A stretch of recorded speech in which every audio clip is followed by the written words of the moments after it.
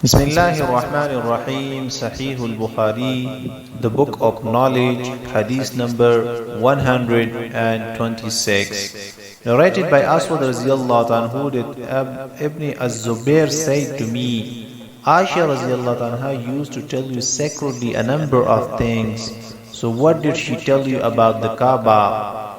I replied, she told me that once the Prophet ﷺ said, O Aisha, had not your people been still close to the pre-Islamic period of ignorance and fidelity, I would have dismantled the Kaaba and would have made two doors in it, one for entrance and the other one for the exit of the people. Later on, Ibn Az-Zubair did the same. Hadith number 127. About the knowledge. If you tell the sayings of the knowledge to some people and do not tell it to some people, because of the reason that they may not understand it, is fair enough. And this statement of Ali Razillahu anhu is narrated by At-Tufail. Hadith number 128, narrated by Anas bin Malik Raziyallahu anhu that once Muaz Raziyallahu anhu was along with Rasulullah sallallahu his companion rider. So Rasulullah sallallahu said to him, O Mu'adh bin Jabal. Mu'adh replied, Labbaik in Sadek ya Rasulullah.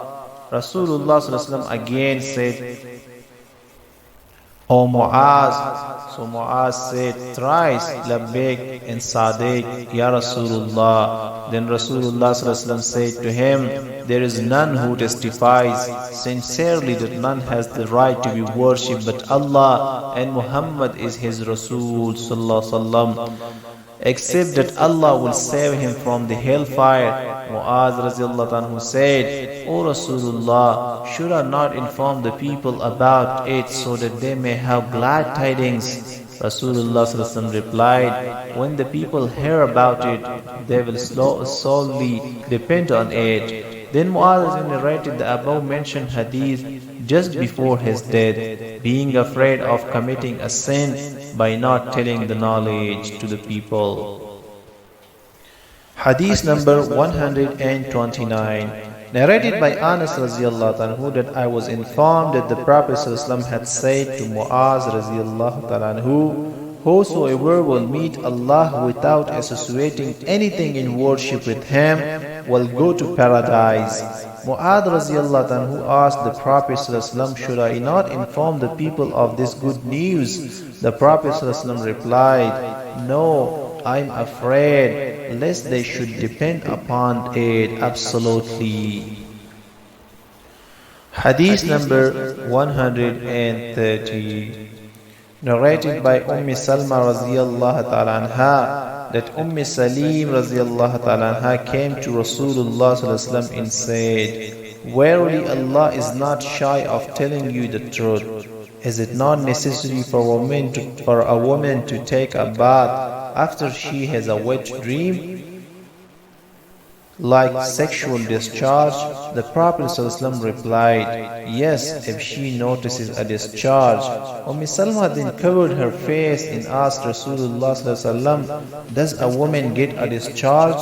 He replied, yes, let your right hand be in dust. In Arabic expression, you say to a person when you contradict his statement, meaning you will not achieve goodness. And that is why the son resembles his mother. Hadith number 131, narrated by Abdullah bin Umar Raziyallahu ta'ala that once Rasulullah said, amongst the trees there is a tree, the leaves of which do not fall and is like a Muslim.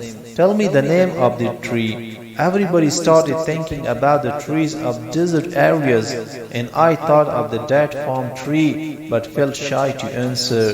The others asked, O Rasulullah, inform us of it.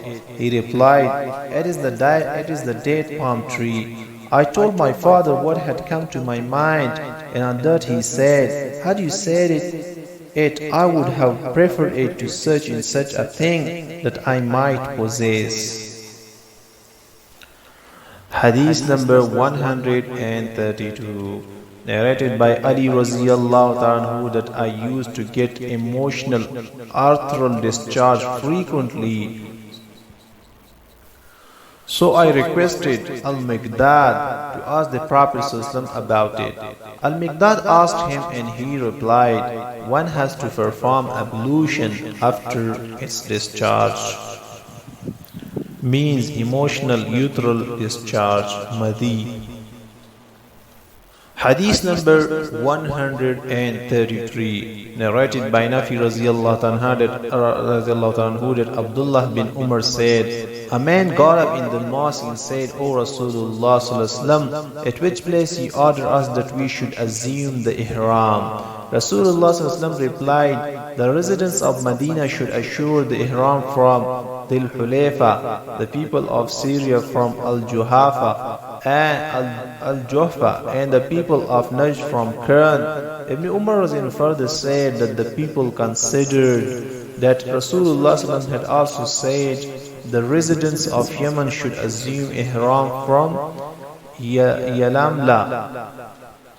Ibn Umar used to say, I do not remember whether Rasulullah sallallahu alaihi wasallam had said the last statement or not. Hadith number 134. The words of Allah which in Quran says, and its translation is, when you stand up for prayer, wash your face and your hands up to the elbows and wipe your heads and wash your feet up to the ankles. Imam Bukhari says that the Prophet ﷺ once used to wash every lamb is obligatory, like you must wash it one time. And Rasulullah ﷺ has performed ablution and he has washed it 2 times, 3 times. Also, and not more than 3 times. And the scholar says that it is considered makruh to consume excessive amount of water and to exceed the action of the Prophet sallallahu alaihi wasallam.